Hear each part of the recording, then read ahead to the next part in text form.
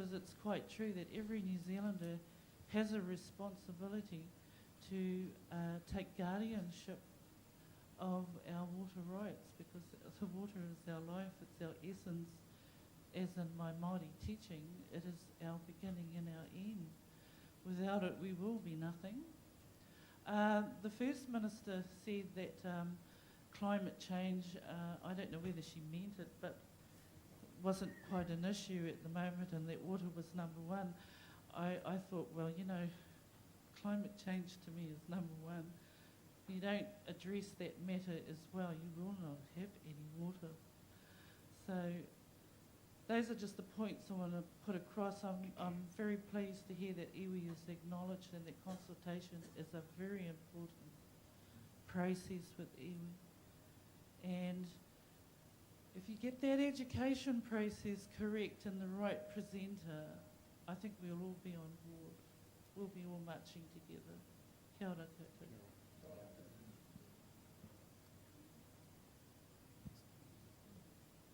I think that you're absolutely right in terms of communication, and so if we don't have this debate more broadly, so not just in this room and not just in the Land and Water Forum, but very broadly across the country, there won't be the kind of buy-in for the kinds of changes we need to make.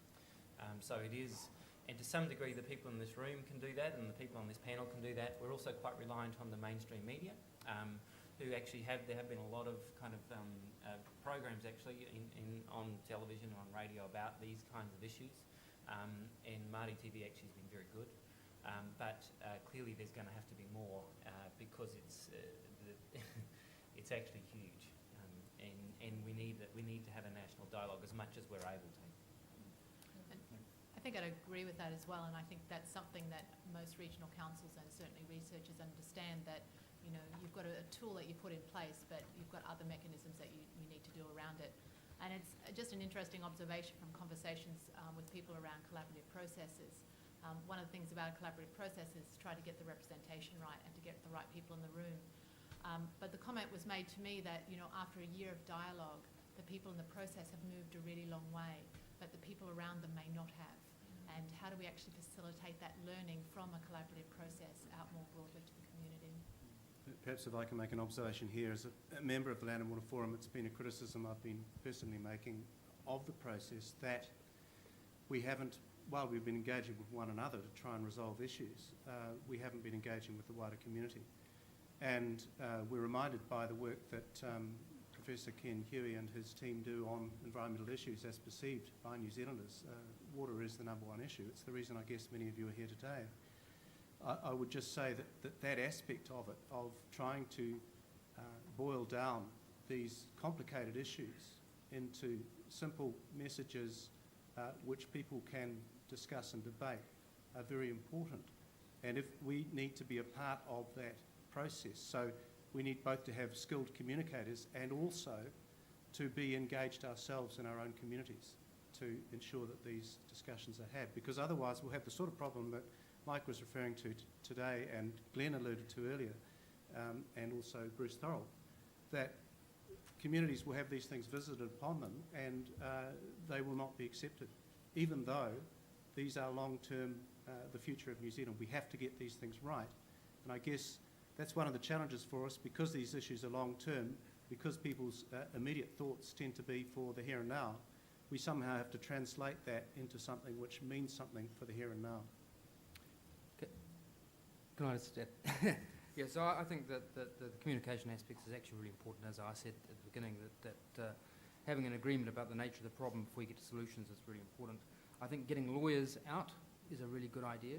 I think lawyers have their place, but not in you know, really complex allocation and distribution type issues. I think getting simplicity is great, but not simplistic slogans. And I think I watched over the course of the last couple of years as the words dirty dairying became one word. And I think that was both very powerful to be able to talk to the dairy industry about the perception that New Zealand community had about their industry, but it was also quite risky in that it had the risk of farmers saying, well, I'm trying to do my best and I'm getting racked over the head regardless. So I think having quite slightly more sophisticated, yet simple conversations around that. It's actually quite important.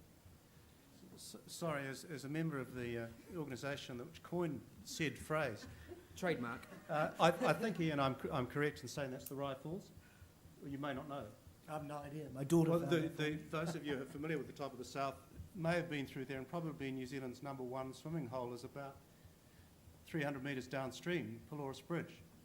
Now, this is an area which absolutely encapsulates the issue that we have in front of us today. You go up about 2 corners up there, and the catchment is one of dairy farms surrounded by pine forests and native forest. It's an area in which there have been issues over water quality, but we have been able to resolve them, and we want this to continue so that we have the future of New Zealand where you have happy trout fishermen fishing alongside grazing dairy cows. That's quite possible. Not alongside. There'll be a riparian margin. With an appropriate riparian margin. But I mean, that's the issue, and that's the opportunity that we have.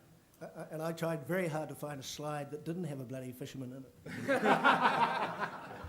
Can I just say, in terms of communications and sort of how things change, look, I became an environment and water spokesman for Federated Farmers only not quite 12 months ago. And before Christmas, I tried to suggest to the meat industry that they needed to show some level of environmental stewardship, and which might involve such radical suggestions as, where practical, excluding stock from waterways. I got thoroughly beaten up by a bunch of North Island, predominantly hard hill country farmers, because they thought I was selling them down the creek, and that's fine. I mean, what does a South Island flatland farmer know of proper agriculture in New Zealand? What's interesting now is that since then the Regional Council, Canterbury Regional Council, has introduced stock exclusion, and it'll become a rule in July. Hardly a murmur. Beef and Lamb's chairman came out the other day and supported, where practical, stock exclusion, not a murmur. So industry learns from, I think agriculture and any industry learns where they start to get an understanding of the issues through communication, as you say, and they think about the issues, as we heard about the farmers in Taupo catchment already today, and they move on and they look for solutions. And as long as there's room to find solutions, mitigation and various different things, then I think everybody can move forward, and we don't have to destroy the economy to achieve our aspirations. And I think that's the critical thing. There's no advantage to anybody in destroying what New Zealand has already built up. Okay, well, I think on that, that's a really good note on which to finish. And could we just thank our panellists for the time that they've given and the wisdom of their comments.